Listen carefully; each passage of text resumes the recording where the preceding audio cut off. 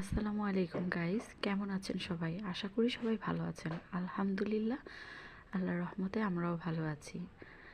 আজ আমার মায়ের ছোট্ট সবজি বাগানে ঘুরতে গিয়েছিলাম। সেখানে দেখলাম মায়ের হাতে লাগানো বিভিন্ন সবজি গাছ, ধনিয়া, টমেটো ইত্যাদি হয়েছে। দেখে খুব ভালো লাগলো।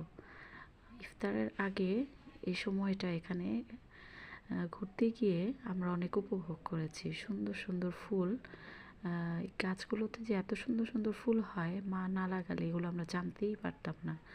দেখে আমাদের অনেক ভালো লেগেছে। প্রকৃতির সৌন্দর্য আসলে অন্যরকম। আমরা গিয়ে গাছগুলো দেখলাম এবং দেখে আমাদের খুব ভালো লাগছে। মায়ের হাতের লাগানো সবজি গাছগুলো দেখতে অসাধারণ হয়েছে এবং সুন্দর ফলও ধরেছে, যেগুলো এনে এনে আম্মা রান্না করে আমরা খাই, খুব মজা করে খাই, ভালো লাগে।